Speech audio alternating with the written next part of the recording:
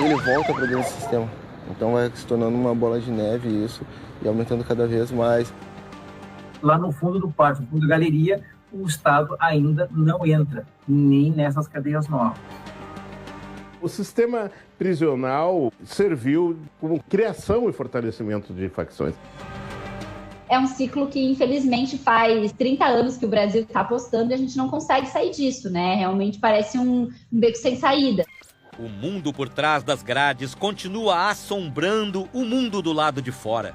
Os muros não seguram os tentáculos do crime, que mesmo aprisionados alcançam a sociedade. As facções usam as galerias dominadas para aumentar seu poder e alimentar a máquina da violência. Controlar uma galeria significa controlar a vida de todos que estão aqui dentro. Aderir a uma facção não é uma questão de escolha, é questão de sobrevivência. E o custo deste alistamento é uma escravidão. O preso faccionado muito raramente se livra desses grilhões, nem quando ganha a liberdade.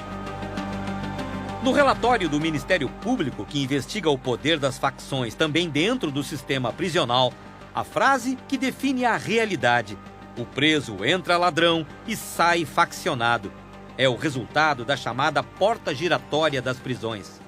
Um jovem, por exemplo, que entrasse lá e que não tivesse facções e caísse numa galeria de facção, ele fatalmente acabaria nessa facção até em proteção à vida dele. Por sobrevivência. Por sobrevivência. Rodrigo, ex-apenado, cumpriu pena por assalto. Ele conta que a grande maioria dos jovens que entram na cadeia acaba caindo na armadilha das galerias. Cumprem a pena, saem, mas não se livram das garras das facções. Caras que não conseguem largar porque eles já saem para a rua com uma missão. E eles têm que cumprir aquela missão. E muitas vezes a missão é, sei lá, fazer um assalto, sei lá, ter que traficar numa boca, tem que, enfim, diversas coisas que acabam, daqui a pouco ele está ali e ele volta para dentro do sistema. Então vai se tornando uma bola de neve isso e aumentando cada vez mais a dívida com a facção e também com o judiciário, né? Para se manter vivo no ambiente selvagem do cárcere, o preso precisa estabelecer um pacto de sangue com a facção.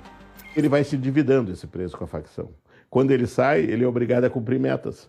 Ele vai ter que cometer assaltos, roubar carros, vai ter que pagar a dívida que é impagável, porque a facção que estimula, que estabelece o quanto ele deve, e essa dívida eles nunca consideram como paga, né? Até com forma de manter essa mão de obra.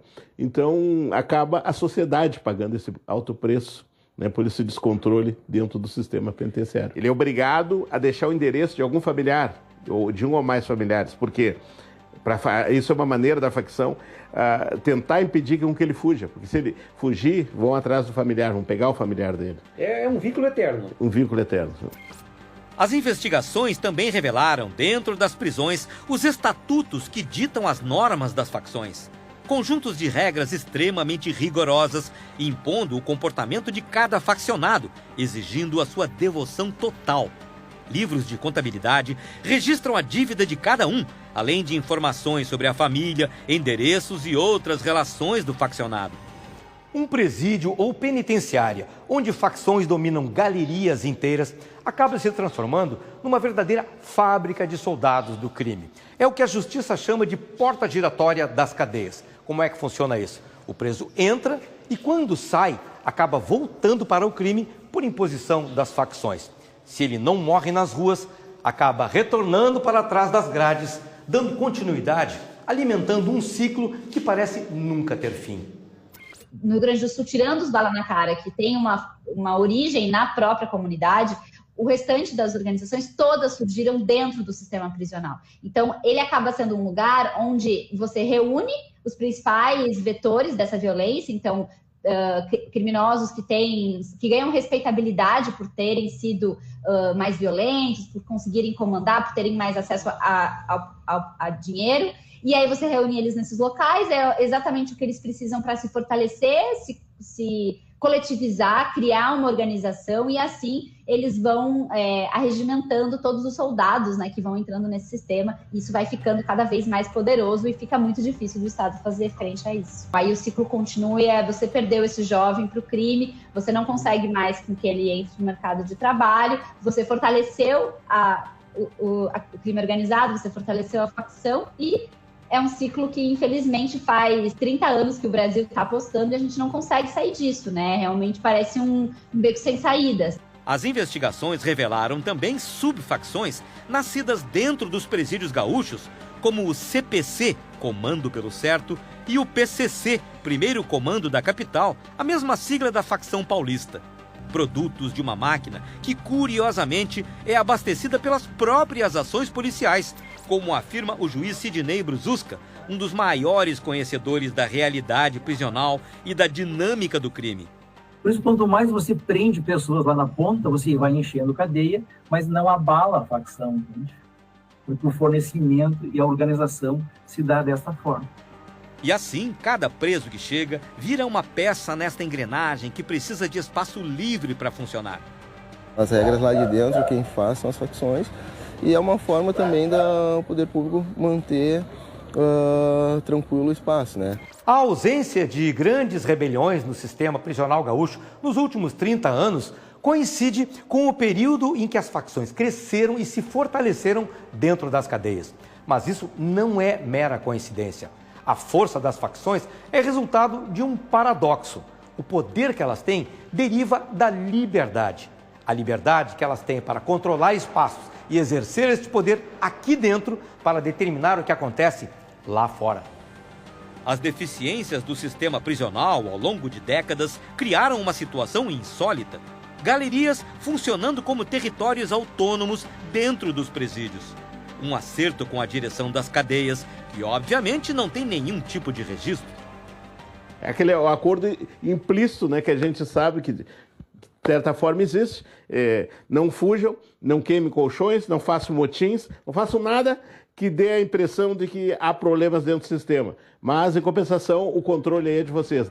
O jornalista Renato Dornelles, veterano de coberturas policiais, é autor do livro Falange Gaúcha, que foi a base para a produção de um dos filmes mais inquietantes do cinema gaúcho nos últimos tempos. O documentário Central, realizado pela Panda Filmes e dirigido pela cineasta Tatiana Sager, penetra nas entranhas do Presídio Central como ninguém tinha feito antes. Mostra a realidade medieval daquele que era considerado o pior presídio do país. O domínio total das galerias pelas facções, as condições subhumanas nas celas superlotadas e a tensão permanente estão em cada cena. No meio daquele caos, surgiram os acordos para manter sob controle o barril de pólvora sempre prestes a explodir. Desde então, mesmo com o fim do Presídio Central, estes acertos com as facções têm mantido os presídios gaúchos sem maiores tumultos ou grandes fugas. Mas as lideranças sabem que, se desafiarem as regras, poderão perder suas vantagens. Antigamente a gente tinha muito, né? Casa tal, tá tendo tumulto disso, casa tal. E hoje a gente não tem mais nenhum tipo de notícia desse sentido, porque as facções dominam lá dentro, ditam as regras, eles também não querem perder o espaço, né? Porque quando o poder público vê que está gerando algum tipo de confusão ou que possa rolar algum tipo de ameaça, eles viajam as lideranças, e as lideranças, para não perder esse espaço, não perder esse conforto, acabam mantendo a cadeia calma e tranquila. O comando da Polícia Civil sabe de tudo isso, mas afirma que esta realidade está com os dias contados. Hoje a gente pode dizer que o sistema prisional não é mais o que foi há muitos anos atrás. Houve grandes desmobilizações de presídios muito grandes, como o Central, que virou cadeia pública, que está sendo reconstruído. As incidências que nós temos nas nossas investigações e operações de presos que ficam de dentro do presídio coordenando ações está cada vez menor. Nem a polícia, nem o judiciário, nem os pesquisadores em segurança pública têm dúvidas ao afirmar que a desativação do famigerado Presídio Central e a sua substituição pela nova cadeia pública foi um duro golpe nas facções e na sua fábrica de produzir soldados para o crime. Mas esta foi apenas a primeira batalha vencida numa guerra que ainda está muito longe de terminar. A decisão de demolir o infame Presídio Central e, no lugar dele, construir a nova cadeia pública de Porto Alegre foi apenas o primeiro passo de um complexo processo de transformação no sistema e deixar no passado as condições degradantes que por décadas estimularam o surgimento e o fortalecimento das facções. A desativação central já causou, sim, um impacto bem significativo na desidratação das facções. A captação de novos soldados, assim, a rodo, isso diminuiu, entende? Diminuiu porque era muita gente que entrava no central todo dia. Hoje essas pessoas estão entrando de forma pulverizada, né? E então isso já, eu acho que foi uma medida assim, bem importante do Estado, tem que ser reconhecido isso.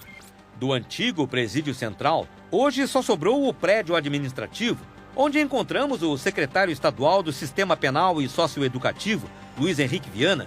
Ele nos levou pelas novas instalações da cadeia pública, reforçando que agora os presos são investigados antes de serem encaminhados para as galerias.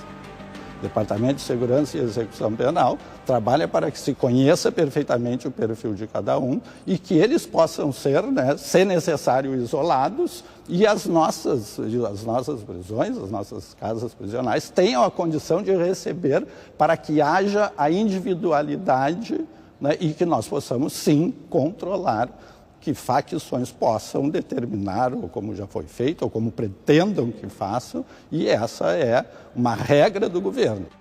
O modelo arquitetônico da nova cadeia pública, com 1.884 vagas, prevê galerias controladas pelos agentes em passarelas superiores, sem contato direto com os presos.